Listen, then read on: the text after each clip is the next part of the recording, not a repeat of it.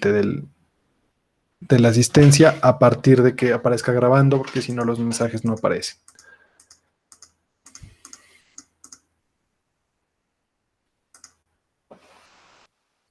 Listo. Bueno, buenas tardes a todos. Entonces, como les comentaba, estábamos analizando este escenario del derecho del consumidor y habíamos empezado a ver ese primer derecho, que es el derecho a la calidad de los bienes y servicios. Y ahora estábamos analizando, digamos que la calidad o idoneidad de un bien para cumplir el fin para el cual fue creado, pues en definitiva tiene que ver con un tema que se llama la garantía. Habíamos alcanzado a mirar el tema de garantía legal, ahí nos habíamos quedado.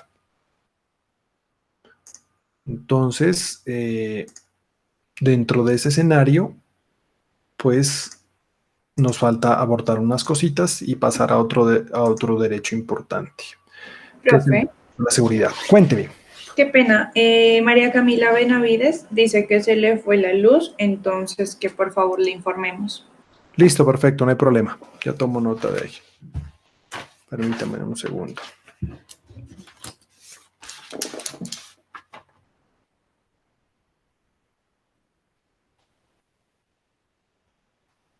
Listo, perfecto. Muchas gracias. Bueno, entonces vamos a presentar acá.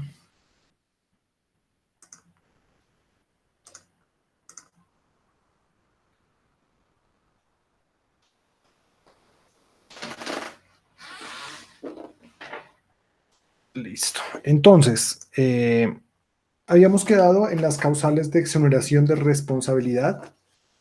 Esto es cuando a un proveedor o a un productor, les decía en el caso de ustedes, salvo que tengan esa iniciativa empresarial de crear productos, la manufactura, ya pues responderían como productores, pero como profesionales de administración de negocios internacionales, pues lo más probable es que en un proceso de importación o exportación respondan es como proveedores, ¿ya?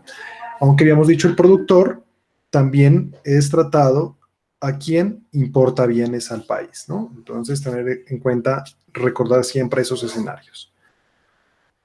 Entonces, habíamos dicho en nuestra última clase que quienes se eximen, digamos, quienes no son responsables de estas sanciones que puede llegar a imponerse por parte de la autoridad o por un juez, pues cuando ocurren los daños de los bienes por fuerza mayor o caso fortuito, por el hecho de un tercero, dijimos de un particular, por el uso indebido del bien por parte del consumidor y que no se hayan atendido las instrucciones de uso, manejo, instalación o de garantía establecidas por el productor. Frente a eso, entonces, ya habíamos empezado a analizar el tema de la diferencia en lo que tiene que ver con servicios y lo que tiene que ver con bienes. Entonces, los bienes sí son susceptibles de una determinación concreta de qué es la garantía, ¿ya? Que tiene que ver con el tema de la idoneidad y la calidad de un producto. En materia de servicios, la Superintendencia de Industria y Comercio, pues no vamos a leer acá este párrafo, pero es importante que ustedes tengan en cuenta este número, la sentencia 2834 de junio 2 del 2016 de la Superintendencia, que nos habla del tema de la garantía en servicios. Entonces ustedes generan un proceso de consultoría a una empresa y ahí van a entrar a responder por temas de calidad en el servicio. Entonces, ¿qué es lo importante para exigir o no la calidad de un servicio prestado? Pues que quien presta el servicio informe sobre la calidad. Entonces, si usted va a ofrecer un servicio y dice, listo, yo soy administrador en negocios internacionales, tengo tales experiencias, tales estudios de posgrado, soy experto entonces en trámites de aduana, en trámites de importaciones, etcétera, etcétera, entonces yo puedo ser su intermediario, por ejemplo, aduanero para traer los bienes al país, etcétera, etcétera, etcétera. Entonces, usted le está poniendo unas condiciones de idoneidad a ese bien, a ese servicio, perdón, y sobre eso le van a exigir. ¿Listo? aquí es importantísimo tener en cuenta que la parte probatoria, que si bien es un ejercicio del tema jurídico, sí lo pone en debilidad al empresario cuando éste no toma la precaución de acreditar correctamente que ha cumplido con esas obligaciones. Entonces, si yo puse claro las características, los términos y la forma en la que voy a ejecutar el servicio, pues evidentemente no tendré ningún problema frente a la responsabilidad. Existen otras regulaciones sobre temas de calidad, me parece importante traerlas, ¿ya? Porque habíamos visto una calidad genérica, pero resulta que las... Profe, Cuénteme. pero en esta calidad, pues, del servicio, ¿eso se debe especificar en el contrato o simplemente de Claro. manera verbal? No, no, no. O sea, si lo hace de manera verbal, no importaría, digamos, si el contrato fuese verbal, pero lo lógico es que se establezca de manera ya escrita en un contrato. Pero, por ejemplo, si a mí alguien acude a mi oficina a contratar mis servicios de abogado, entonces, pues hay una infraestructura, hay unos títulos, hay una experiencia que respalda ese servicio y no necesariamente yo en el contrato le voy a colocar, pues que yo fulanito de tal, teniendo en cuenta tal experiencia, teniendo en cuenta tales títulos, pues voy a prestar el servicio. No, pues definitivamente eso nadie lo hace. Pero, digamos, en la forma en la que se va a actuar, es bueno, digamos, si lo que uno quiere es exigir, pues tener en cuenta ese tema. Recuerden, y esto que nunca se les olvide, si yo no establezco en el contrato, se entiende que la calidad del bien o servicio es de calidad media. ¿Ah? Entonces tenemos calidad baja, calidad media y calidad alta. Si yo quiero un servicio de calidad alta, pues tengo que exigirlo por escrito para no tener problemas, porque si yo no lo establezco, pues se entiende que es de calidad media. Entonces, es importante, así sea acreditar con testigos, que sí, pues el día tal, yo acompañé al fulanito de tal a la oficina y yo me acuerdo que el abogado le dijo que iba a ganar el asunto, que por cierto está prohibido, ¿no? Ningún abogado puede asegurar la ganancia de un asunto porque hemos dicho son obligaciones de medio. Pero en ciertos casos, digamos, les decía yo, en la medicina, por ejemplo, si el tema es un tema de cirugía plástica, pues es de resultado. ¿Ya? Ahí cambia la situación y es diferente. Estaríamos como en un ejercicio de un producto más que de un servicio. Entonces, hay que conocer el servicio que se va a prestar y de esa manera, pues, será exigible la calidad. ¿Listo? Vale, profe, gracias. Bueno.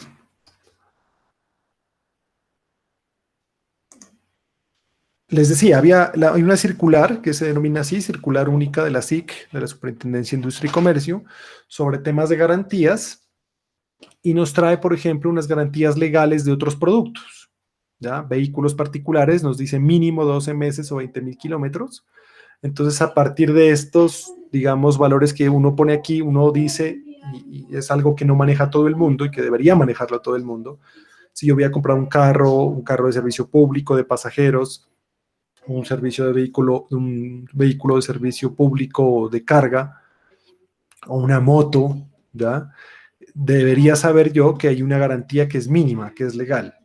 Y de ahí para allá para poder comparar que quién me ofrece más garantía, ¿no? Entonces nos dice, miren, 12 de 6 meses o 20,000 kilómetros, lo que primero ocurra, dice la circular. Son ejemplos, digamos, de garantías legales que las establece ¿quién? La Superintendencia de Industria y Comercio. Entonces, tenemos garantía legal derivada de autoridad competente, y en este caso la superintendencia también nos dice los pisos, 12 meses, los muebles en seres, usted va y compra un escritorio en el costo, pues ya 12 meses. Los repuestos de los vehículos, 12 meses. Las llantas, 6 meses. Las monturas y los lentes, 6 meses. Si se le quiebra el lente dentro de los 6 meses, pues ejecute garantías. Y el calzado, 2 meses. Mira, este sí me tomó a mí por sorpresa porque yo decía, bueno, un zapato después de puesto ya es como difícil generarle garantía, pero miren, tiene uno hasta 2 meses legal ¿Y para es reclamar. obligatorio? Obligatoria, es legal. O sea, esa ¿Y ya qué es pasa si no impuesta por quieren? ley. Reclama. Lo que pasa es que de eso vamos a hablar hoy. Las acciones que tiene el usuario para reclamarle los perjuicios. ¿Ya? Entonces, por eso ahí es importante, digamos, en un escenario como, por ejemplo, el calzado, que dice calzado cosido, ¿ya? Supuestamente, se fue a rumbear y al otro día llegó con la suela despegada. Entonces, ahí vaya y reclame, ¿ya? Entonces, ahí está el escenario de la garantía legal. Qué pena, usted lo usó mal y lo dañó. No, pero de malas, pues. Si usted me está vendiendo un calzado de calidad, que supuestamente es con suela cosida, pero solo pegada y con babas, perdónenme la expresión, entonces, pues, repóngame ese calzado o arréglelo. Entonces, estos son ejemplos de lo que es las garantías legales, ¿ya? Entonces, si les da por emprender en un tema de venta de monturas o lentes, por ejemplo, o de llantas de calzado, pues hay que saber que ya existen unas acciones derivadas de estos temas. Bueno. Ahora está el tema de la garantía suplementaria que la habíamos visto por muy encima la clase pasada. ¿Y qué es la garantía suplementaria? Pues esa garantía adicional que yo le doy a mis productos y que los diferencia del resto. Entonces yo les decía el ejemplo, yo compro un computador en Dell, por ejemplo, y ellos me dicen, listo, la garantía del computador es de 12 meses, que es la garantía legal para Colombia. Pero usted puede comprar más garantía, ¿ya? Esa es una garantía suplementaria. ¿Y qué busca? Mejorar la garantía legal. Entonces, nosotros encontramos en el caso de los carros, por ejemplo, que hay de 36 meses o 50.000 kilómetros. ¿Ya? Garantías mucho mejores. Entonces, yo tengo un parámetro de comparación importante. Es un respaldo adicional, ¿ya? Es decir, jamás puede ser impuesta. Siempre, pero siempre debe ser informada previamente al consumidor, ¿ya? A ese consumidor yo no le puedo imponer la garantía legal, perdón, suplementaria. No le puedo decir, es que este celular va con una garantía de tantos meses o que viene con un seguro y es obligatorio comprarlo. No, de malas. O sea, la ley establece una generalidad, que es la garantía legal, y la garantía suplementaria, digamos, puede ser gratuita en el caso de que usted, por ejemplo, si compra un celular en el costo, se lo venden con un seguro, que sería un tema de garantía adicional. Pero parte de eso usted compara los precios y se da cuenta si es gratuito o se lo están cobrando, para empezar. Segundo, ya que esa garantía suplementaria no puede quitarle los efectos a la garantía legal, ¿ya? Entonces, existen cosas que ocurren durante la garantía legal y eso se irán por garantía legal, ¿ya? Ni tampoco otorgarse por un término inferior a esta. ¿Qué quiere decir esto? Que si la garantía legal es de 12 meses, pues la garantía adicional, ¿ya? No podrá quitarle efectos a la garantía legal o reducir sus términos, bueno, o generar perjuicio de la garantía legal, porque es el Estado el que la impone. No puede un particular, mediante un acto de voluntad, anular lo que el Estado impone. Y, insisto, si es onerosa, es decir, si lo van a cobrar por esa garantía adicional, pues tiene que ser expresa, ¿ya? No que le aparezca allí en la factura, es que garantía extendida, no, nada que ver. Usted tuvo que haberle expresado previamente que hay la posibilidad de adquirir ese producto y que después de ese tema, pues vamos a poder avanzar. ¿Listo? En la contratación de esa garantía suplementaria.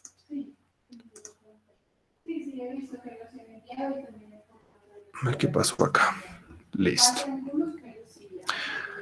Entonces, cuando tenemos un tema de calidad, ya cuando vemos que la garantía, que voy a ejercer ese derecho de garantía, pues recordemos, ¿ya?, que habíamos hablado de que existen dos sujetos frente a la responsabilidad que se deriva de este punto, que es el productor y el proveedor. Y dijimos que esa responsabilidad es solidaria, es decir, que ambos pueden responder por la totalidad de la reparación o devolución del dinero en cuotas iguales, o solo uno o solo el otro. Es decir, solidario, que queda a discreción del consumidor determinar a quién le reclama. ¿Listo? Y consiste en la obligación de responder por la ausencia de calidad, idoneidad, seguridad y buen funcionamiento de los productos. Sin embargo, ¿da?, la Corte Constitucional ha dicho, pero bueno, si el daño se origina, digamos, la ausencia de calidad, de idoneidad, se origina en el productor y el proveedor no tenía cómo saberlo o cómo evidenciarlo, ¿ya? De manera directa, entonces difícilmente yo puedo ir a responder directamente por el daño causado por el productor. Y entonces nos ponemos en el ejemplo de los negocios actuales o los que más se van a generar. Entonces, el ejemplo de Mercado Libre. Mercado Libre es una plataforma de intermediación comercial, lo mismo que la página del éxito, por ejemplo. Uno piensa que le está comprando el éxito, pero si ustedes se fijan, allí hay varios proveedores de los bienes y servicios. La página del éxito también funciona como Mercado Libre, es un intermediario, ya que gana por comisión. Entonces, pero en últimas termina siendo un proveedor, porque pertenece a la cadena de comercialización. Cuando alguien pertenece a la cadena de comercialización, entonces estamos hablando de un proveedor. Y en este caso, entonces, yo me monto una página como Mercado Libre, y lo que hago es intermediar, por ejemplo, hay muchas páginas aquí en Colombia que se dedican a eso, que lo que hacen es hacer el trámite de importación a su nombre, o sea, tramitar y cobrar por ese trámite de importación y cobrar adicionalmente una utilidad por ese trámite. Entonces, yo pongo a la venta productos que están a disposición del público, digamos, pero en otras plataformas como en eBay, bueno, Alibaba, etcétera. Y lo que hago es publicarlos en mi página web aquí, con el precio ya ajustado, con los gastos, con todo y con mi utilidad. Entonces, hay una mera cadena de intermediación. ¿Por qué? Porque yo recibo la plata, pero no soy el productor, ya ni tengo un establecimiento de comercio físico, sino que traigo esos bienes a mi nombre y luego yo se los vendo a otro. ¿Listo? Una actividad netamente comercial. Pero también respondo por eso. Pero bueno, si yo lo que estoy haciendo es una mera intermediación, ¿cómo iba a saber que el producto que se antojó esta persona, ¿ya? Que era un equipo electrónico traído de China, estaba mal elaborado? ¿Ya? Entonces, la Corte Constitucional dice, primero deberá responder el productor. ¿Listo? Si el productor no da la cara o, de ejemplo, es imposible contactarlo, ¿ya? Entonces ahí ya procederá con el proveedor. Pero resulta que en la realidad de las cosas, pues uno va y reclama el que le vendió, ¿ya? Entonces, este que vendió, pues tiene unas obligaciones inmediatas de informar a la empresa que le proveyó el servicio para que le haga la reposición o tratar de intermediar de la misma manera para que se pueda superar ese impasse de falta de calidad del producto, ¿ya? Porque si el proveedor no hace nada y se queda quieto, pues él es el que sigue en la cadena de responsabilidad, ¿vale? Entonces, o podrá responder directamente el proveedor cuando a sabiendas de que esa cosa venía dañada se la vendió. Entonces hay un tema de control de calidad finalmente en ese ejercicio. Y pongo el ejemplo, digamos, de los negocios electrónicos, porque, digamos, serían negocios que van a proliferar ahora, ¿tá?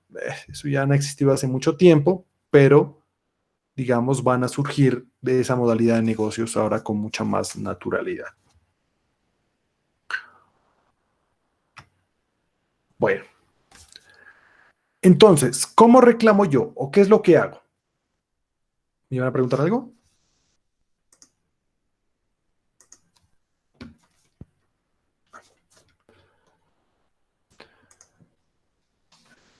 Hay dos acciones para reclamar.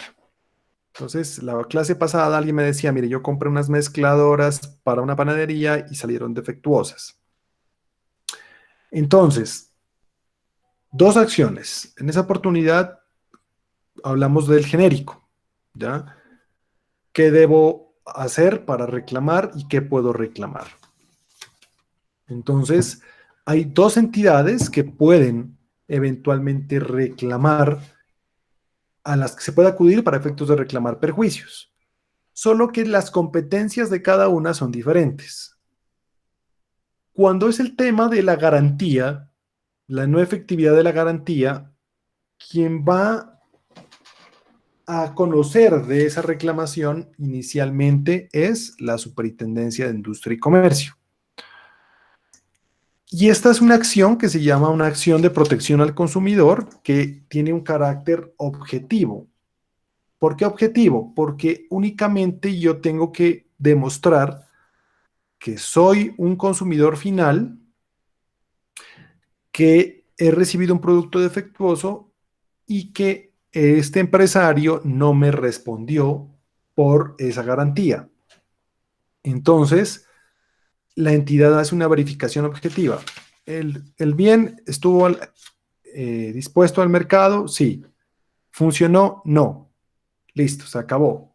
Entra la responsabilidad. ¿Listo? Entonces, ¿cuáles son las sanciones? Pues la ejecución de la garantía y eventualmente multas si ese producto pues ya ha tenido algunas situaciones de reiteración en pues las fallas de calidad o de idoneidad del producto. Pero también tenemos ya el tema de los perjuicios. Entonces, Profe, dígame. o sea, bueno, eso sí es una multa, sí ha sido repetidas veces, ¿verdad? Pero si es, Sí, digamos, la primera o la segunda. le toca, le van a imponer, digamos, la obligación de cumplir con la garantía, la reposición o la devolución. Esas serían, digamos, como las consecuencias directas de lo que se va a ordenar.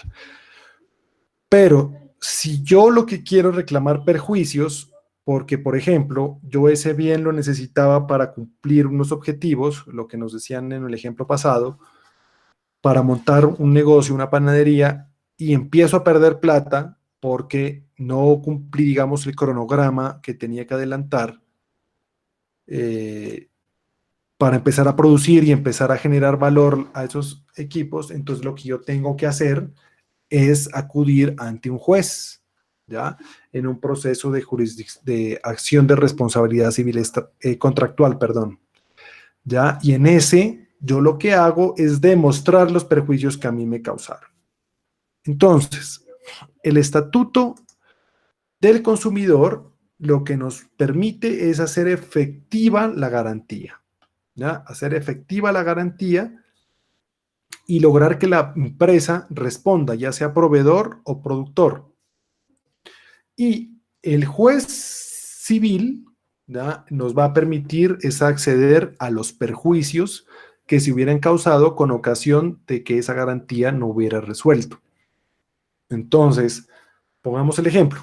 Yo voy a la Superintendencia de Industria y Comercio y los obligo a que me repongan los equipos o me devuelvan la plata. ¿Listo? Si la Superintendencia de Industria y Comercio me da la razón y le dice, bueno, repárele los equipos que le envió, me lo reparan, pero el producto sigue defectuoso. Entonces, a la segunda vez le van a decir, devuélvale el dinero, ¿ya?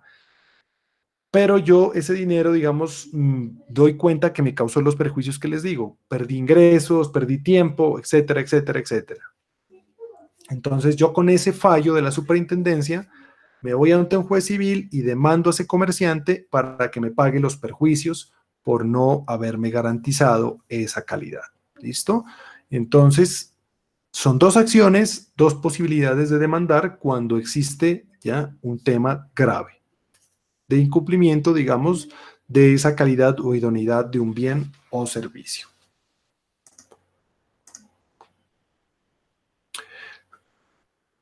Esta acción de protección al consumidor, digamos, tiene unos presupuestos, ¿ya? ¿Qué es lo que debo demostrar yo ante la Superintendencia de Industria y Comercio?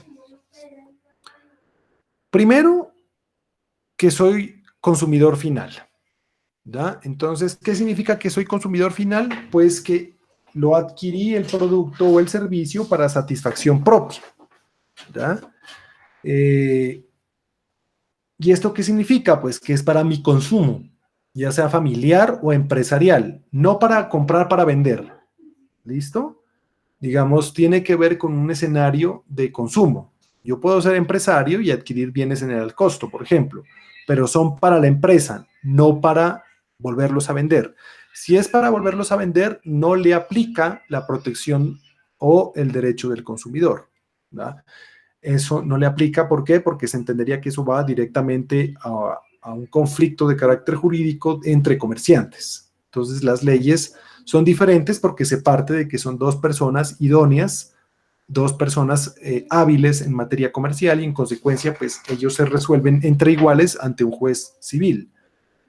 Pero si yo lo que estoy haciendo es un consumidor final, entonces se activa mi acción de protección al consumidor. ¿Qué debo demostrar? El defecto en la calidad o idoneidad del producto o servicio. Entonces, que el producto no sirvió o que presenta fallos en su funcionamiento y que la persona no esté excluida de responsabilidad, es decir, que el daño no lo hizo el productor, no lo hizo el proveedor, sino otra persona, digamos, una persona intentó en el medio del transporte dañarlo, o el mal uso del producto fue que generó el daño. ¿Listo? Si yo acredito estas situaciones, pues entonces me haré acreedor a la sanción correspondiente y a cumplir con el tema de la garantía. ¿Listo? Aquí tenerlo en cuenta.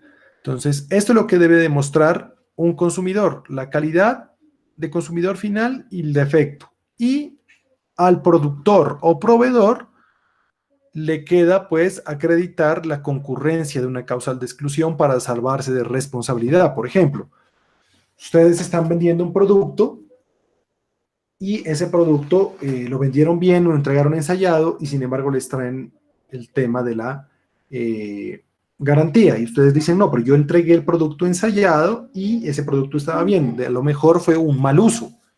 Entonces, en esos casos le toca al comerciante demostrar que lo entregó bien, ¿ya? Por eso es que cuando adquirimos de pronto algún electrodoméstico en una grande superficie, como en el Costo, por ejemplo, una almacén de cadena, no lo llevan a uno a una mesa para ahí ensayarle y entregarle, y le hacen firmar un papel, y le colocan unos sellos, y si usted se da cuenta y mira hacia arriba, hay una cámara mirando concretamente ese proceso, porque el día que le reclamen, esa es la prueba que tiene esta empresa para demostrar de que sí entregó bien el servicio.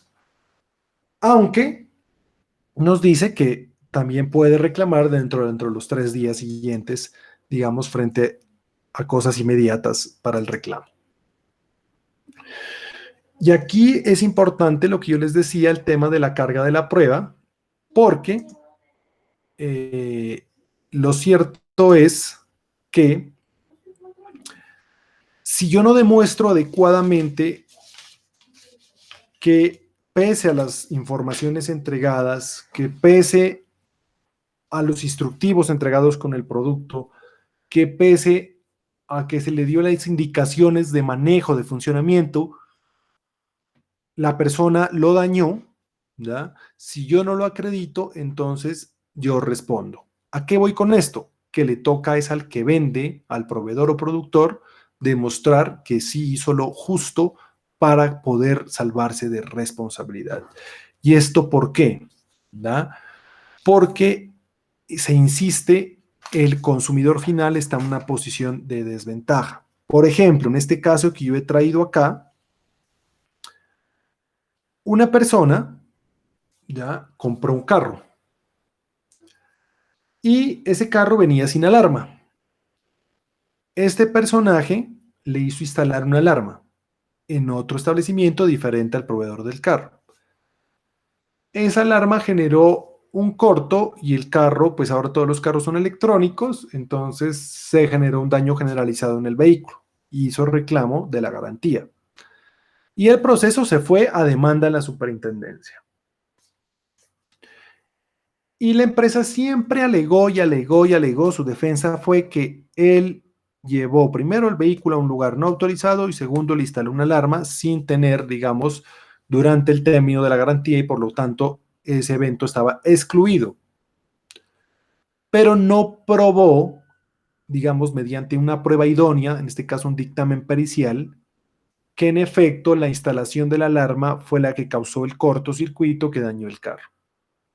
Y como no lo probó, entonces tenga, lo fusilaron con la sanción y la efectividad de la garantía. Entonces, ¿qué le tocó? Entrar y reponer el carro. ¿Ah? Entonces, en una cosa pequeña, pues uno dice, sí, pues me cambian el celular, me lo arreglan, etcétera, o me devuelven la plata, se acabó. Pero se imaginan en un negocio ya de un carro, entonces es importante, digamos, tener en cuenta eso y recordar que incluso siendo temas usados, pues establecer bien claro que ese vehículo no tiene garantía. Entonces, mire lo que dice aquí concretamente la Superintendencia de Industria y Comercio.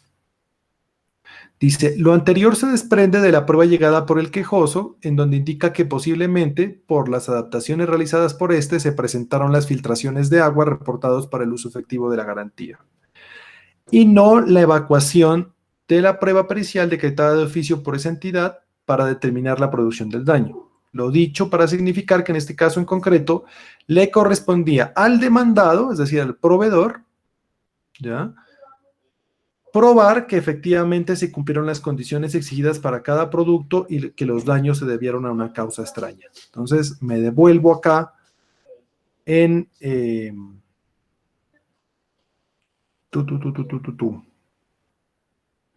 me devuelvo aquí a las causas extrañas.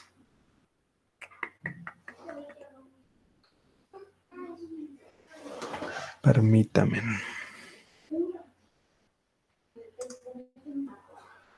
Entonces, en el caso que les propongo, ¿cuál fue la causal de exoneración? Ya lean allí. ¿Cuál fue? ¿O qué alegaba la empresa? ¿Una fuerza mayor? ¿Un hecho de un tercero? ¿El uso indebido de parte del consumidor? ¿O que no se atendieron las instrucciones de instalación?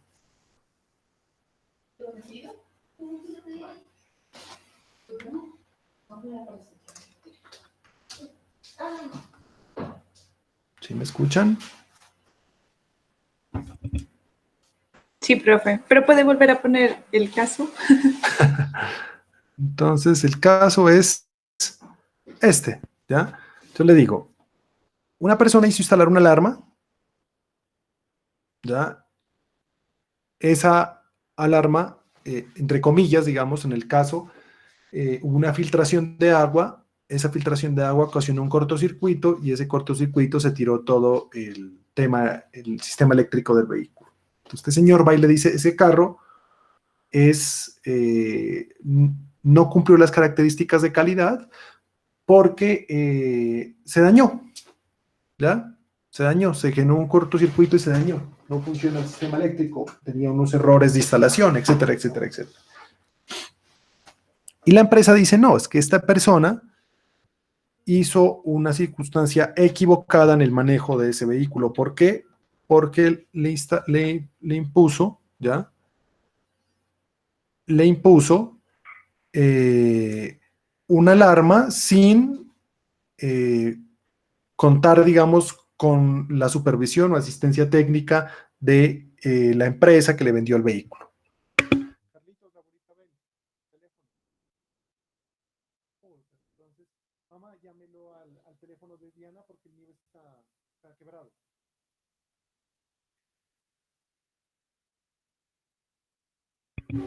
Entonces la pregunta es, ¿cuál fue la causal que alegó el empresario? ¿El concesionario o el... Sí, el concesionario.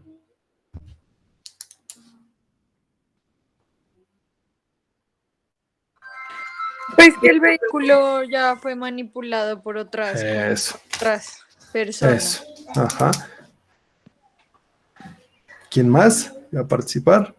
¿Laura? Bueno. Pero no lo probó. ¿Ya? No demostró que en efecto se encontraba entonces, debía haber llevado un dictamen de un mecánico del concesionario y decir, mire, este carro no debían hacerle estas instalaciones, a este carro debieron haberle cubierto esto, la filtración del agua se debió por la manipulación de un tercero, etcétera, y no lo hizo. Entonces, lo fulminaron con su sanción y le tocó reponer el carro, ¿ya? Entonces, mucho cuidado con ese tema. Si de pronto ustedes en sus negocios terminan, de pronto uno no quiera pues una acción de estas, pues tener la precaución de agotar toda la defensa para efectos de lograr pues evitar que lo fulminen a uno con una sanción o que lo pongan a reponer un producto, en este caso tan costoso como un vehículo. Bueno, tenemos aquí otro derecho. ¿Listo? Con eso terminaría el tema de garantías por tema de calidad, ¿no? ¿Alguna pregunta que tengan sobre el tema de calidad? No, profe. Listo. Bueno, en ese escenario nosotros encontramos que habían otros derechos. ¿Listo? Que es el derecho, uno, pues a la calidad de los servicios y dos, el siguiente principio es el que denominamos el derecho a la seguridad y a la indemnidad, ¿vale? Entonces, yo he traído aquí este videíto para que le echemos ojo, me dicen si lo escuchan, por favor, para que analicemos un tema para entender esto que es la ausencia de idoneidad y calidad. ¿Listo? Si me escuchan, si lo Bueno, escuchan, me profe. dicen. Sí, No, Pues profe, se no te escucho. escucha, pero lejísimos, o sea, mejor dicho, casi nada. casi nada. A ver qué será. Permítanme a ver si yo hago aquí un cambio de configuración.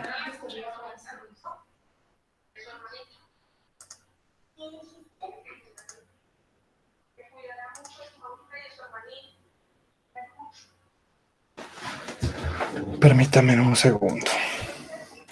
Entonces, porque si ahorita me pongo a darles el link de YouTube, pronto se me pierde. Aunque algunos, si alguien es fan de Los Simpsons, ya lo debe haber visto. Bueno, pero es para que entendamos en la situación. Me dicen ahí si escuchan.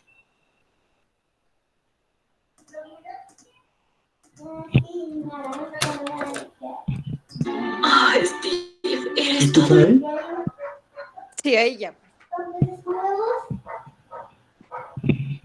¿Se escuchan o no? Sí, profe. Sí, profe. Perdónenme.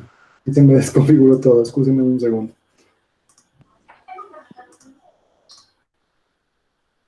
¿Sí escuchaban o no escuchaban? Sí, Sí. profe. Listo, bueno. Para que nos reamos un rato. Es de 2 minuticos nomás. Entonces, démosle play.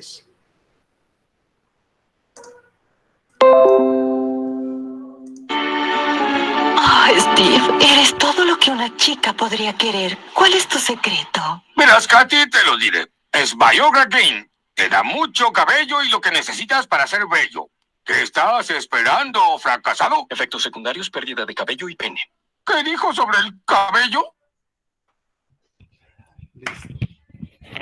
Entonces, aquí, este pequeño video nos pone enfrente de un escenario que es la seguridad y la indemnidad. ¿Listo? De lo que hemos visto, ¿qué elementos se identifican allí? Digamos, ese comercial, ¿qué pone de presente? ¿Cómo así, profe? Digamos, ahí hay unas advertencias, ¿no? Entonces, Ah, sí, que pierde el cabello. eso. Y algo más, ¿no? Entonces, ¿qué nos dice acá? Que todo consumidor tiene un derecho, ¿ya? ¿A qué? A que los productos que recibe son seguros, que no van a atentar contra su dignidad, contra su integridad personal. Y que en consecuencia lo mantendrán indemne. ¿Qué es la indemnidad? La indemnidad es un tema de exclusivamente mantenerlo fuera de daños o perjuicios. Entonces, cuando hablamos de garantía, vamos a reclamar ausencia de idoneidad y de calidad. Pero cuando hablamos de seguridad e indemnidad, es una acción para lograr la reparación de perjuicios causados, ¿ya? Porque el bien tuvo lo que se denomina un defecto, es defectuoso, ¿ya? Entonces, el bien defectuoso es aquel que sale desde su cadena de producción, ¿ya? Con un defecto, y que ese defecto es de tal magnitud que no tiene funcionalidad, que sería el tema de la calidad, pero además que causa un perjuicio directo al consumidor. Un ejemplo, ¿ya? Entonces yo voy y compro una lavadora. Y esa lavadora, pues en condiciones normales, podría usarse de esa manera, directamente. La enciendo, ¿ya? Y lo que hace es explotarme y me mata, ¿ya? Entonces, ahí no estamos hablando de un tema de calidad. A mí no me interesa que me repongan el equipo, que me devuelvan la plata. Si bien son perjuicios causados por ese daño, estamos hablando de que existió un defecto de fabricación que convirtió ese producto en una situación grave, ¿ya? En un generador de daños. Y esta sería una responsabilidad más grave. ¿Dónde puede ocurrir el daño o dónde puede ocurrir, digamos, el defecto? Puede ser un defecto en el diseño, ¿ya? Un defecto en la fabricación o en la presentación. Es decir, que puede generarse con la información, ¿ya? Y vamos a ver ejemplos de esto. Entonces, la seguridad de un producto no es absoluta. ¿Qué quiere decir esto? Que si yo vendo un producto, porque esto aplica generalmente para productos, no tanto para servicios. Si yo vendo un producto, hay un tema de razonabilidad de esa seguridad. Es decir, que hay ciertas cosas que por su naturaleza producen algún tipo de riesgo. Y si Profe, ese riesgo, dígame. ¿usted recuerda que hace unos años estaban explotando los celulares Samsung? Sí, tal cual. Ese es un ejemplo de eso. ¿Y ahí qué pasó? Allí, pues, yo sé que esos celulares se recogieron y si hubo, digamos, no conozco un caso puntual, porque no sé si aquí en Colombia ocurrió, pero las personas, digamos, hubo personas que murieron, ¿no? En el tema que dejaban cargado el celular en la mesa de noche y el celular explotó, generó un incendio y se murió, creo que una chica en Estados Unidos, si no estoy mal. Pero creo que eso pasó en todo el mundo. En ese caso, pues yo podría entrar a exigir el pago de los perjuicios por el tema de la muerte de esa persona, ¿ya? Pero a lo que iba, digamos, con ese tema es que yo no puedo asegurar como empresario la seguridad absoluta de un producto, ¿ya? Porque pueda que el producto sea seguro, pero yo no puedo prever, ¿ya? Que el hijo de esta persona vaya y se beba un producto que no se debe consumir. ¿Listo? Entonces, ¿cuál sería el deber que tiene ese empresario para evitar que eso ocurra? Por ejemplo, como en los envases de medicamentos y así, dice mantener el alcance de los niños. Exactamente, ¿ya? La información, entonces, puede darse un daño colateral, diríamos en este caso, que sería sujeto de indemnización, ¿ya? Pero el tema no es de seguridad, sino de al consumidor sobre los efectos o de no darle una utilidad correcta, un cuidado, bueno, como una lata de aerosol. Coja una lata de aerosol de un desodorante, de lo que quieran, y ahí le va a decir, bueno, no perforar primero.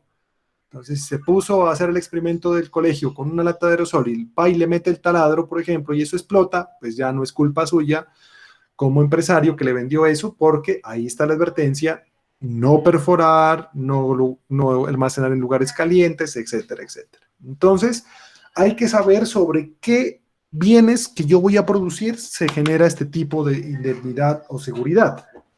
El primero de ellos, pues, es que existen varios tipos de productos, ¿ya? Al que le cobija esta protección, finalmente, es al producto inseguro o defectuoso, ¿ya?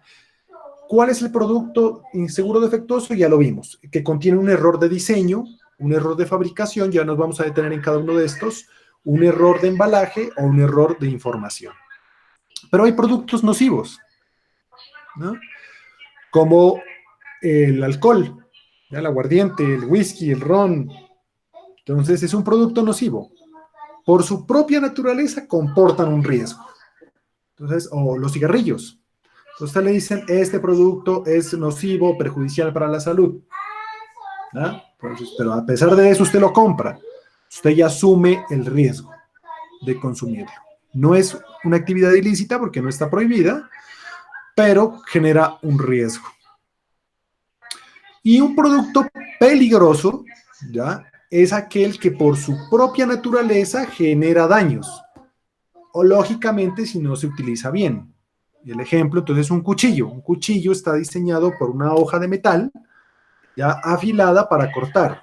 Si usted lo coge mal, si usted lo utiliza mal, entonces, pues va a ser peligroso y le va a causar un daño. Un pesticida, usted se puede envenenar, pues si usted no lo guarda bien, se riega sobre la comida y termina usted envenenado. Entonces, frente a estos productos, pues la situación es diferente. Ahora, pregunta. ¿Un producto nocivo puede ser defectuoso? ¿O un producto peligroso puede ser defectuoso? Según estas definiciones que hemos hecho el día aquí en esta presentación. ¿Puede repetir, profe, un producto qué? Entonces, si un producto nocivo, digamos como el alcohol o el cigarrillo, o un producto peligroso como el cuchillo o un pesticida, que son los ejemplos que hemos tomado, puede ser defectuoso y causar en consecuencia daños. Sí, profe. Por ejemplo, pues claro. aquí nos dice que bebidas alcohólicas, las bebidas adulteradas. Bueno, pero la bebida adulterada, bueno, sí, se me fue para el ejemplo que tenía. Y qué bueno que me tocó el tema. Yo les iba a traer ese ejemplo. Entonces, ¿pero quién responde ahí entonces? ¿Proveedor o productor? En ese escenario que nos trae Ángela. Productor directamente, ¿o no? No, porque Porque el productor está en las sombras. ¿Cómo lo ubica usted? No, pues de una vez el proveedor, porque es que El incluso proveedor. si no estoy mal, creo que, no sé, la última vez que miré una botella, creo que tenían como el mismo código para uno entrar a WhatsApp Web, algo así como para comprobar si el producto era, o sea, si era de buena calidad o si era adulterado. Bueno, yo le voy a contar la infidencia, pero cuénteme por qué usted miró eso. ¿Por mera casualidad, porque fue de consumo o porque maneja No. negocio de licores? No, ninguna de las anteriores, no Puede tomo ni consumir, manejo ni nada, pero yo, o sea, se me hace que mire algo así, pero no recuerdo muy bien. Ya. Vale, yo les cuento la infidencia, el caso concreto. Yo trabajaba en la gobernación, ¿no? Y cuando recién me posesioné, un 3 de enero me acuerdo que estábamos allí encerrados mientras pasaba el carnaval y nos dijeron, bueno, se van para audiencia. ¿Por qué? Acaban de capturar a unas personas vendiendo aguardiente nariño adulterado. Entonces, listo, vamos a revisar. No era de mi competencia, pero nos fuimos con el jefe jurídico y fuimos a revisar el tema en ese momento. Que resulta que encontraron a una persona que distribuía licor, ya le estaban haciendo seguimiento porque en esto el Estado, como tiene monopolio, tiene una especie como de policía, digamos, particular, de personas que andan por ahí infiltradas mirando quién vende licor adulterado. Eso les anticipo, digamos, la infidencia a título académico, ¿ya? Entonces, cuando llegan y cae, por ejemplo, la DIAN en esas ventas de Bomboná o en cualquier licorería, cae la DIAN, la policía y la gobernación, siempre caen las tres, ¿ya? Por temas de contrabando, por temas de adulteración o por omisión en pago de impuestos. Entonces, cogieron ya a una van con unas cajas de aguardiente nariño, caja de aguardiente nariño normal, abran las botellas y encuentran que las botellas todas ya eran las mismas producidas por la empresa, con las tapas producidas por la empresa, entre comillas, y con las estampillas. Entonces, uno dice, bueno, ¿qué riesgo con esto? Claro, hace unos años hubo un robo de estampillas y eso dio lugar a varios cambios. Entonces, primero hubo cambio de estampillas y luego hubo cambio de botella para subsanar ese tema. Entonces, se robaron las estampillas, pero bueno, hasta ahí no había nada malo. El tema es que encuentran lo que dice usted, las estampillas, digamos, hay una violación allí a un delito, pues, porque estaban utilizándose las estampillas robadas. Y segundo, pues que el producto era idéntico, era igual, por así decirlo. En este caso, cuando cogen las cajas de aguardiente y empiezan a hacer las pruebas, unas eran buenas y otras eran adulteradas. Entonces, claro, se logró detectar que aparentemente este distribuidor le compraba normalmente aguardiente, pero le encaletaba botellas adulteradas. Y en ese negocio, eh, afortunadamente, ya cuando se hicieron las pruebas de laboratorio, pues el alcohol, el licor, digamos, no el alcohol, digamos, el aguardiente adulterado era de menor calidad que el producto y tenía menos grados de alcohol que el producto original, ¿ya? Incluso por ahí un funcionario dijo, hasta sabe más rico. Pero, digamos, en ese escenario, entonces, ¿a quién es que le caemos? ¿Ya? Hay un delito que se llama la falsedad marcaria, ¿ya? Que tiene que ver con el tema de adulteración de productos.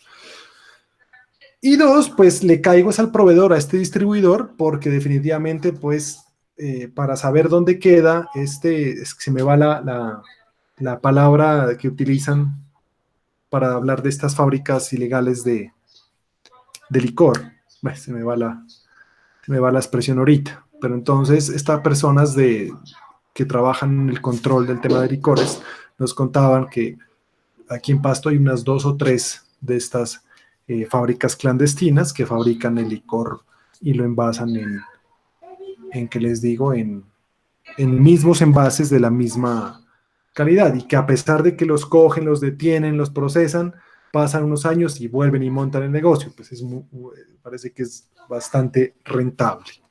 Bueno, pero saliéndonos de ese tema, entonces, en el caso del licor adulterado, pues vamos a decir que no se trata, digamos, de un producto defectuoso, ¿ya? Defectuoso desde el punto de vista de la persona que lo vende, porque a sabiendas de que es adulterado lo está vendiendo. Entonces ahí habría un tema de un delito y también, pues, digamos, de responsabilidad del proveedor.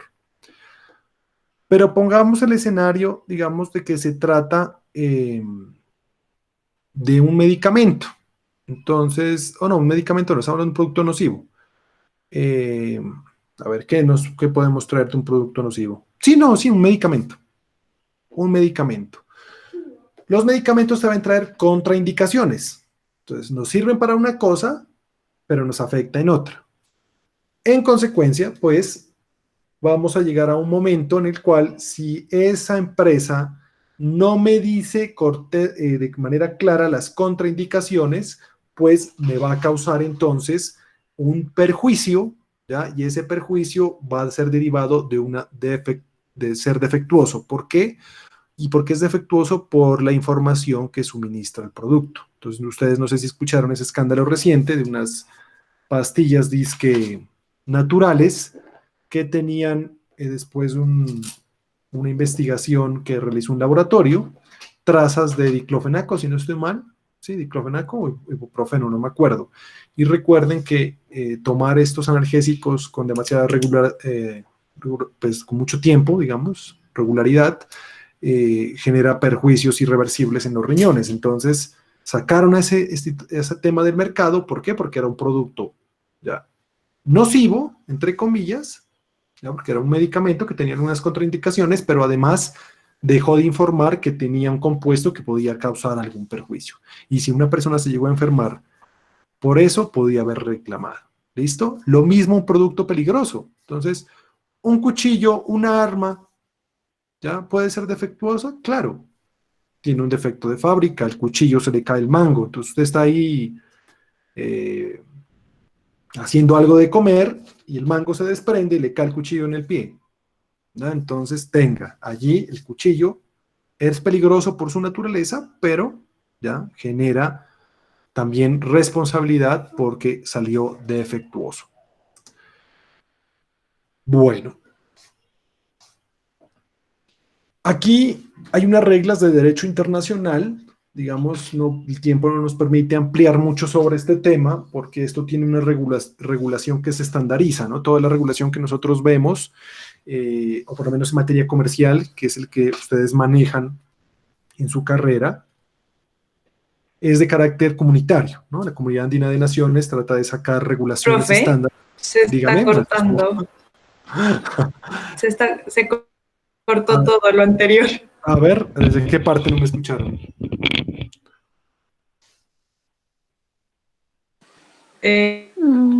Yo sí escuché. Sí.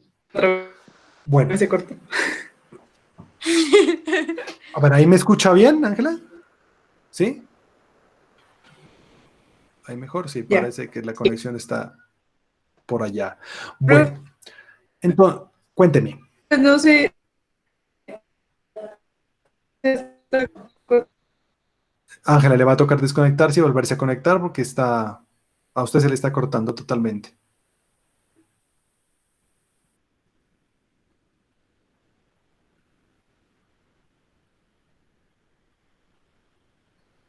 ¿Los demás sí me escuchan bien?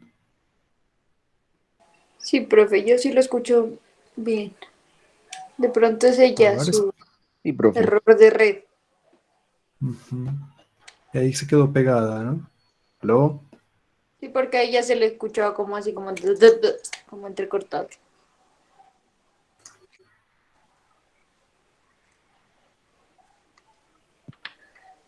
Bueno, a ver, esperemos un segundo. ¿Será que ya nos escucha bien, Ángela? Sí, profe. No sé, fue raro, se me fue la conexión, pero ya. Ya, bueno. Entonces, desde el punto de vista internacional, digamos, Colombia en materia comercial, como miembro de la Comunidad Andina de Naciones, pues ha venido transitoriamente migrando hacia el derecho comunitario en materia comercial para efectos de facilitar pues la integración latinoamericana, concretamente de los países andinos, y facilitar el comercio entre estos países. Entonces, existen algunas normas, digamos, de carácter internacional que han ido convirtiéndose en normas internas, por ejemplo, el tema de los sistemas de seguridad y salud en el trabajo, bueno, cualquier otra situación, y entre estas, pues el tema del consumidor, ¿no? A pesar de que hay diferencias, digamos, si uno encuentra comparaciones entre Argentina, digamos, Perú, Ecuador, Colombia en estos temas del consumidor, pero sí existen unas teorías digamos, ¿cómo lo podríamos llamar? Unas pruebas, unas validaciones que están en el derecho internacional que nos dicen cuándo estamos ante un producto defectuoso. Lo primero es que no supera el test de expectativas razonables del consumidor. Entonces, toda persona que va a adquirir algo, se entiende pues que tiene una expectativa razonable de que ese producto va a funcionar de determinada manera. Ya sea porque así se lo vendieron, o sea, te tiene que ver mucho con el tema de la información, por eso les decía yo el tema de las marcas, el tema de las, digamos, todo lo que sea publicidad genera valor agregado a la empresa cuando miramos el tema de propiedad industrial, pero también pues pone en riesgo el tema de la responsabilidad social que tiene la propiedad privada, ¿no? Frente a los daños que se puedan causar. Entonces existen unas expectativas razonables del consumidor, digamos, y cuando no superan esas expectativas razonables, pues estamos a que el producto no satisfajo pues estas necesidades y en consecuencia se considera defectuoso, pero también cuando no supera el test de riesgo-utilidad. ¿Y qué es el test de riesgo-utilidad? Es decir, que en condiciones razonables, ¿ya? Haciendo un balance de riesgos previsibles, porque cuando yo produzco un producto, no sé aquí, si era acá la estudiante que me pidió apoyo en un tema de una tesis, y qué pena que si la tomo de ejemplo, si está acá. Profe, sí, Digamos, soy yo. sí, entonces Ajá. digamos, si usted en su producción, qué pena que la tome de ejemplo, ¿no? No, Si tranquilo. usted en la producción de su producto, ¿ya? Si usted no toma o no hace esa valoración de los riesgos previsibles de lo que pudiera causar, ¿ya? Ese producto, Entonces, pues empieza a generar el tema del producto defectuoso. Entonces, hay que decir, hacer las pruebas de laboratorio, las pruebas tal cosa que me permita determinar en qué condiciones normales, pues se me va a causar un riesgo o no. Versus el diseño alternativo, y esto la verdad créanme que me llamó mucho la atención, lo del diseño alternativo, porque lo pone al productor a determinar si en condiciones razonables un mejor diseño no causaría el problema. ¿Ya? Entonces, yo tengo que hacer una valoración pues, de todos los diseños que puede haber o todas las formas de producir un bien versus los riesgos previsibles y escoger, entre comillas, pues la que menos riesgos tenga y la que sea pues razonablemente viable, ¿ah? Económicamente viable. Entonces, eventualmente, en un juicio de responsabilidad por este tema, le pueden decir, bueno, pero es que usted pudo haber extraído ya ese producto ya sin necesidad de usar determinados químicos, porque hay otra forma de hacerlo, que es un poco más lenta, pero es viable, ya, y es incluso más económica, pero el afán de sacar un producto usted genera un riesgo y ese riesgo pues dio con un producto defectuoso que causó un perjuicio a una persona. Entonces, bueno, son temas, digamos, ya como bien complejos, que incluso pues superan el escenario jurídico, porque aquí uno ya tendría que apoyarse, digamos, de un ingeniero químico, de un ingeniero farmacéutico, bueno, de cualquier cantidad de personas que desde el punto de vista científico nos ayudan a generar, digamos, ese tipo de productos que vamos a vender. Para ir concluyendo, los defectos de diseño, pues tiene que ver en el tema de los planimetría, ¿no? Los planos, los elementos, las materias primas, en la forma en la que yo empiezo a construir el bien. Los defectos por información es cuando no se informa sobre los riesgos previsibles, ya hemos visto ejemplos. Y, digamos, aquí también se da el defecto de construcción, que puede dar también con el tema de los planos, pero tiene que ver ya en la cadena productiva, digamos, en el momento en que se ensambla, se llegan, bueno, todo ese escenario, y los defectos de embalaje que tienen que ver con el empaque del producto. A veces el producto está bien, pero termina siendo el empaque el que causa el daño, ¿verdad? Si ese empaque causa el daño y no está advertido, pues puede haber allí graves problemas que pueden generar responsabilidad de estas personas. Bueno, aquí hay un tema sobre la responsabilidad del proveedor en estos defectos, que es importante que ustedes lo conozcan, ¿ya? Porque muchas veces aquí estamos hablando de que si es defecto de diseño, pues responde el proveedor. Si es defecto de advertencia de información, es el proveedor, el productor, perdón. Si es defecto de construcción, es el productor. Si el defecto es de embalaje, depende. Si lo embaló el proveedor, pues será el proveedor. Si lo embaló el productor, pues será el productor.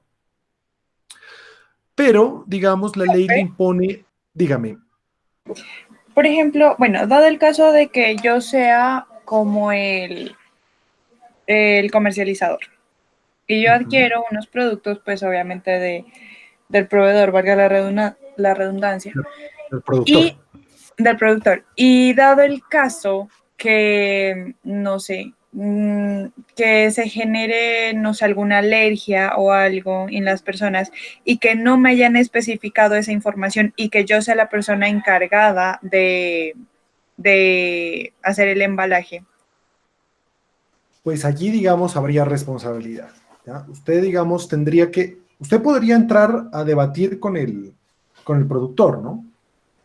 Pero a eso es eso es lo que voy ahorita con estas cargas que pone la norma. Digamos, hasta qué punto responde el proveedor por la información que pone o no pone o deja de colocar el productor.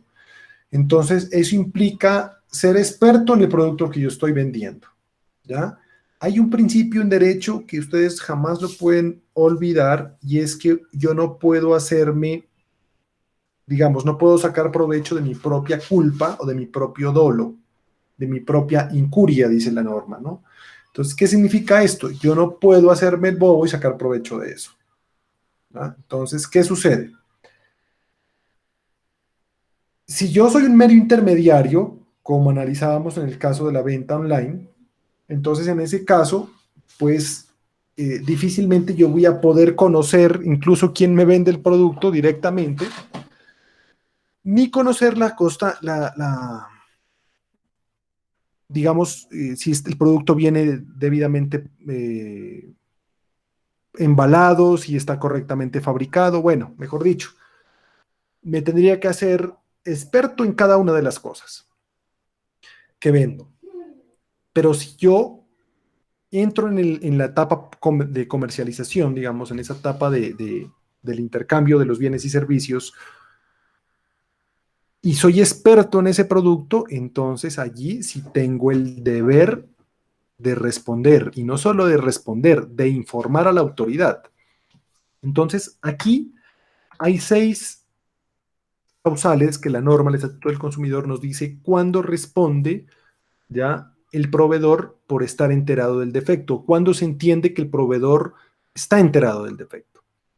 Entonces, primero, la primera opción es que la persona le haya informado, ¿ya? Entonces, inmediatamente un usuario, un consumidor final me informa de que se aplicó un determinado producto, por ejemplo, ¿no? Entonces, para volver al escenario y recordar el tema de calidad. Entonces sale un anuncio como el de aquí, miramos aquí de Los Simpson, que nos dice, ¿ya? Tendrá el pelo largo y sedoso, pero después de aplicarme 2 tarros de ese champú, sigo con el mismo pelo seco y no me crece, ¿ya? Ahí estaríamos en un tema de responsabilidad por seguridad, no, un tema de calidad. Entonces yo podría entrar en el tema de calidad. Pero si la persona se queda calva, ¿ya? Entonces ahí sí estoy generando un perjuicio a la salud y en consecuencia ir directamente al reclamo de esos perjuicios. Entonces, si yo compro ante un proveedor, ese proveedor de manera inmediata tiene que suspender la venta o tomar las medidas para que eso no vuelva a ocurrir. ¿Cómo qué? Si es un producto, digamos, un bien, someterlo a pruebas y si mirar si solo fue ese único producto el que se lo defectuoso, empezarlo a excluir, digamos, cuando se dice, no, es que tantos lotes de tal medicamento están afectados, entonces sáquelos, ¿ya? Como los casos que ocurrieron con la muerte de estos niños que les dieron tramadol pensando que era otro medicamento y los mataron. En ese caso, pues, ¿qué tiene que hacer el proveedor? Las mismas droguerías o los mismos hospitales o los mismos despachadores de medicamentos, ¿ya? Sacar de comercio, sacar de venta, sacar de distribución esos bienes para evitar que eso suceda. Pero, digamos, de su conocimiento, el vendedor, el proveedor puede conocer el mercado a profundidad, en el caso que usted me está colocando, Ángela, puede conocer, si usted conoce del mercado, entonces conoce del producto, usted, digamos, podría tener la duda de que si el producto que le están vendiendo o no, y en el cual usted lo está embalando, que en este caso sería el fenómeno de la maquila, ¿ya? Usted trae partes o cosas y lo empaca, le pone su marca, entonces en ese caso, si usted, digamos, es la que lo embala, ahí responde por las cosas que usted no sepa, ¿ya? ¿Por qué? Porque se entera que usted es una experta. Lógicamente eso no es objetivo, usted tendría que expresarlo, demostrarlo ante la superintendencia o ante un juez y decirle, mire, yo no sabía, soy profesional en administración de negocios internacionales, no soy un profesional, no soy un químico farmacéutico, ni un químico nuclear, ni un químico, bueno, cualquier tipo de situación que permitiría entender de que uno es experto. Pero si el dueño de la empresa, el que está produciendo, el que está embalando, es un ingeniero químico, la responsabilidad sería diferente, ¿ya? Uno directamente, digamos, desde su perfil profesional, podría advertir si tiene o no responsabilidad por eso. Entonces, responde el proveedor ¿cuándo? Cuando conoce o cuenta con evidencias de que el producto podría incumplir con requisitos de seguridad o no cuidad del reglamento técnico o de medidas sanitarias o fitosanitarias. Nos dice, conoce y está que hay un error en el diseño, fabricación, construcción, embalaje e información del producto. Entonces, lo que yo les digo, 3 días de enterado. O sea, volvamos al tema de la lavadora. Se explotó la lavadora y fue la familia a decirle, mire, esa lavadora que usted me vendió fue una bomba, me mató a mi familiar. Y automáticamente tiene 3 días este proveedor para informar a la SIC de que eso está pasando. ¿Para qué? Para tratar de advertir, ¿ya? Y manejar este escenario para que no vuelvan a suceder ese tipo de casos. Entonces, no sé cómo iría el tema de Samsung. La verdad me deja la inquietud y lo voy a investigar para mirar qué sucedió con ese tema de estos celulares, porque es un caso interesante para analizarlo. Pero también responde cuándo, ¿ya? Cuando usted conoce que han pasado cosas con ese producto en otro país, o en el mismo país, o cerca, o por noticias, se volvió público. Antes, pues difícil. Antes, hace unos 20 años, pues yo aquí en Pasto no podía enterarme de lo que pasa en Estados Unidos, ¿ya? Por más de que yo sea un experto en comercio internacional. Pero hoy por hoy es muy difícil. Hoy por hoy, por las redes sociales se riega. Entonces, que en tal país se demostró que el producto este nuevo, revolucionario que están vendiendo, causó un problema.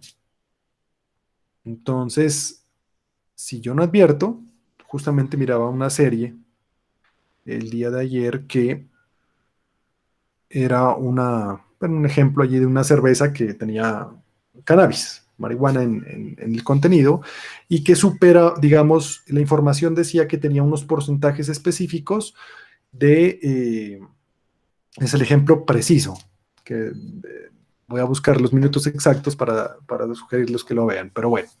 Entonces, la etiqueta decía que tenía tanto porcentaje, digamos, de ese producto, de esa bebida, de cerveza con marihuana, pero contrataron a una agencia para que colocaran a un superdeportista tomando esa bebida. Un fanático de ese deportista se mandó 6 latas, se estrelló contra una casa y mató unas personas. ¿Ya? Entonces, ¿qué sucede para el proveedor? Si el proveedor sabe, digamos, que eso sucedió, que esa noticia sucedió aquí, en otro país, en lo que sea, y se entera de eso, pues va a ser responsable. ¿Por qué? Porque conocía y no tomó, ¿ya?, las medidas pertinentes. Y lo mismo, digamos, si conoce, ¿ya?, de que hay un proceso en contra del productor. Entonces, la responsabilidad por temas de información es grandísima frente al tema del empresario. Entonces, uno debe informarse, lo que yo les decía, y acá con Sebastián, que estábamos viendo en contratación estatal, yo le decía, es que yo tengo que conocer el bien que yo vendo. Entonces, yo les planteaba en el escenario de la contratación estatal, si yo no lo conozco, yo puedo evidentemente atajar a mi competencia en un proceso de selección. Pero no solo por eso, digamos que acá estamos en otro escenario. Si yo no conozco lo que vendo, me puedo hacer responsable de los perjuicios que yo pueda causar con ese bien. ¿Listo? Entonces hay que tener mucho, pero mucho cuidado con estos temas de esta situación. ¿Vale? Entonces, ¿queda alguna duda sobre este tema de la salud? Esto opera de igual manera frente al juzgado, ¿no? Eso no se hace frente a la SIC, sino ante un juzgado, se demanda a la empresa y la empresa debe responder. Entonces, es más, y eso es importante porque a veces la gente lo pasa por desapercibido, genera alguna irritación, genera algún producto, alguna cosa, y bueno, dice, no pasa nada. Pero créame, puede traer consecuencias permanentes, y ahí sí, lo importante es saber que como proveedor también respondo, así yo no sea el fabricante de ese servicio. Y recuerden que ustedes, digamos, los administradores en negocios internacionales, que son expertos en el tema de la importación y la exportación de bienes, ya, pues vamos a decirlo. Ustedes responden como productores, ya, en caso de que ustedes sean los que estén importando servicios. Entonces, de esa manera hay que tener mucho cuidado frente a esa situación. ¿Listo? ¿Queda claro? Sí, profe. Bueno, entonces, mañana creo que culminaríamos con este tema de asesoría legal de pymes, del tema de derecho del consumidor. Y les quería comentar algo. Voy a montarles un simulacro de competencias ciudadanas en Moodle. Ese lo pueden hacer en cualquier momento. Me interesa y les hago la advertencia de una vez. Que lo hagan a conciencia, ¿no? Es para mirar a ver si en estas últimas semanas de clases que nos quedan abordamos concretamente puntos en los cuales ustedes tengan de pronto esa deficiencia, ¿vale? Para no entrar, digamos, a tocar temas gaseosos, sino temas puntuales sobre lo que hubiera dudas sobre ese punto. ¿Listo? Entonces, ya les estaré Bueno, informando profe. cuando esté cargado el simulacro para efectos de que lo hagan. ¿Listo? Sí. Bueno, entonces nos vemos mañana. Les agradezco por su asistencia. No sé si tengan alguna duda. Si no, por favor, me dejan constancia de la asistencia en el chat. Muchas gracias. Bueno, que estén muy Chao, bien. profe. Gracias, profe. Nos vemos. Bueno, que estén muy bien. Chao, profe, gracias. Luego, luego.